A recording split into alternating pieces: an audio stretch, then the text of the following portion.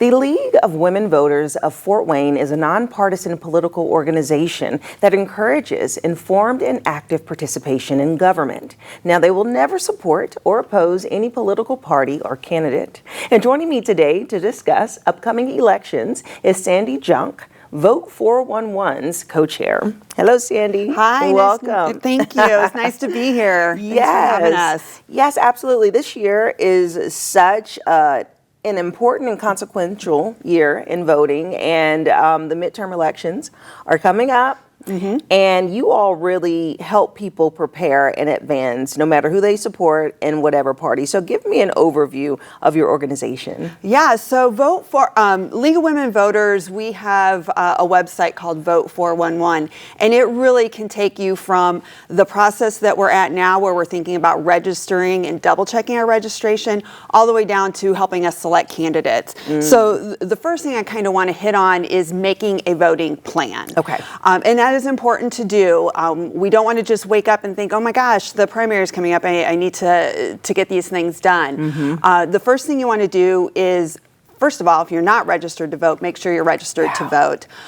Second, double check that registration. Indiana does purge voter rolls, so we always want to make sure, usually about 6 weeks before the election, I try to remember to go in and check my my voter registration. I think that's really important to do. And then, of course, if you're not registered, get yourself registered, get your address updated, all those good things.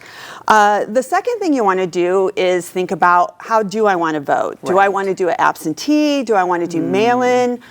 Do I want to do in-person voting? So you've got a lot of those, a few of those options for you open in Indiana. Indiana is not a no excuse absentee voting, so you do have to have a valid excuse. Okay.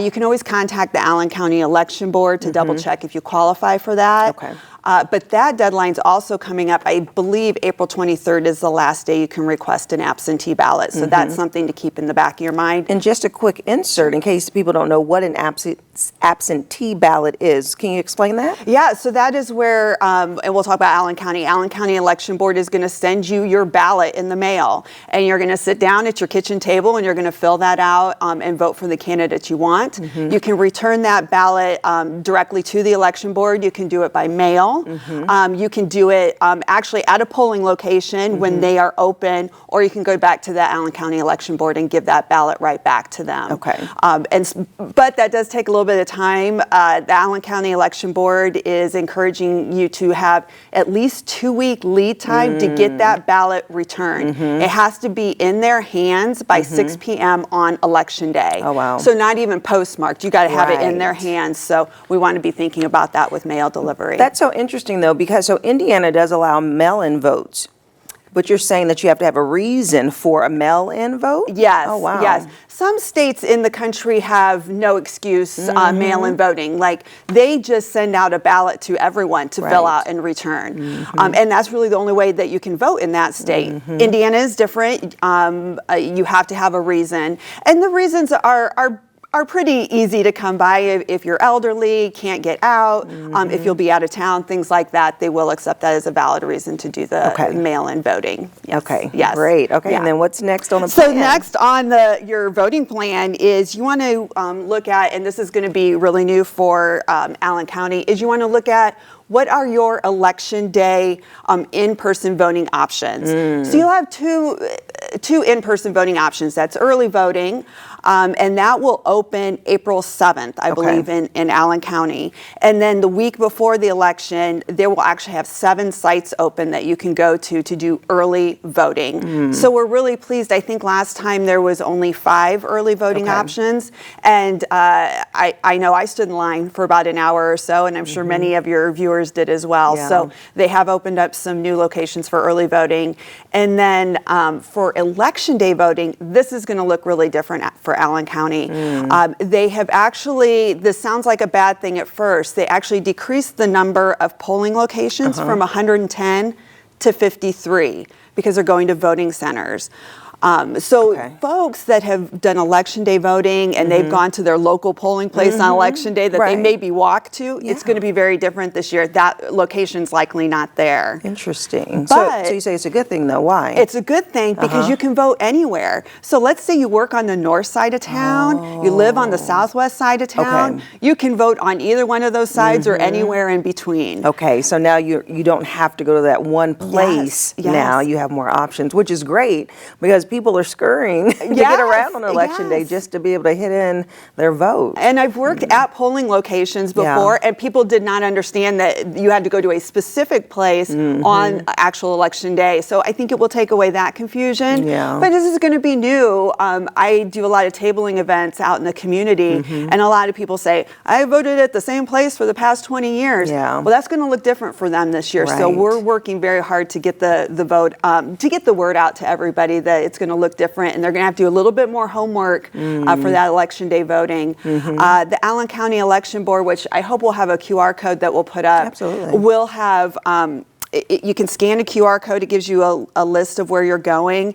And they're even supposed to have on election day timing. So this Okay. location maybe has a 5-minute wait or this location has an hour wait. Ooh. There is supposed to be that Okay. information available for voters. And I think the dates are super important for people to put in their head. So we have two dates. We have primary date. Yes. And then election date in November. So what is Yes. the primary date? Yes, so the primary date is May 5th. Okay. So that's coming up. Early voting starts on April 7th. Okay. And just a reminder to your viewers that might be confused, like, oh, what's the primary? Why are we doing this in the spring? Don't we do that in the fall? The primary in Indiana it works different in every state, but in Indiana, when you go in to vote in the primary, they're going to ask you, do you want a Democrat ballot or do you want a Republican ballot? And that sometimes throws people off. Yeah. But what we're doing, and this is a great time to talk about it, in the primary, a friend of mine gave me this analogy to use, and I think it's perfect, especially for this time of year. Think about the basketball tournaments that are going on and those brackets that are out there. March Madness. March Madness. Yeah, it's so much fun. I think it starts back up again today. So what you do in the primary is, Selection Sunday, when we're picking the teams that are going to be on those brackets, that's what the primary is. We're picking the candidates that are going to be on the ballot in November. That's good. Yeah. So that's just kind of a brief explanation of the primary, so people aren't caught off guard when they go in to the election place when they first ask you about that And then ballot. so people are going to choose the primary candidate that they want, and that person, whoever wins the most votes, will be on the election ballot in November. November 3rd, I think okay. it is. The first Tuesday or something like Yes. that. So how should people prepare for their voting? Like, how do they look up what positions are open, who's running, and all that good stuff? Yeah, so this is where I love Vote411. So it's a really easy website to remember, vote411.org. And what we do at the League of Women Voters, this is national, but I'll talk more on our local level here. We send out candidate surveys to everyone that's running. So right now it's the primary. We've sent out candidate surveys to everyone that has an opponent, unless they are a state or federal candidate, and then we just sent them a candidate survey as well. And what we do is we ask them 3 or 4 questions where they stand on the issues. We can't ask them everything, but we do try to ask 3 or 4 questions, and these are nonpartisan questions. We try. Part of our mission as a nonpartisan organization is to take the temperature down in politics. Okay. And that is what these questions are. They're very straightforward. We basically want to know these candidates better. And what I love about this is it gives people an opportunity to learn more about local candidates. We hear a lot about the federal candidates and so forth, but we really don't know who are we electing to be our township trustees? Who are we electing to even be our state senators or state representatives? Those people running don't have a lot of money to run. So this is a format for them to get their name out into the public as well. Yeah. And we do tabling throughout the community as well. For all those candidates out there, just to, we don't table for the candidates, excuse me, but we do tabling where we talk about Vote411 and send them there so people can get candidate information. Yes, they can read how they responded on those surveys. Okay. And if a candidate did not respond, It says right in there that the candidate didn't respond. Okay. So right now is where we're still collecting candidate responses. So we're hoping to get, we've gotten a lot in the last week or so in, but we're hoping to get even more so their Okay. voters know where they stand on the issues. Perfect. Okay, so it's vote411.org. Yes. All right. Yes. Well, thank you so much for breaking it down, Sandy. Thank you so much for having me, Jessica. Yes. And if you would like more information about Vote 411, we'll have their website listed below. And now is the time to start doing your research, making sure that you are registered to vote and participate in the voting process because it is your right. And I'll see you after the break.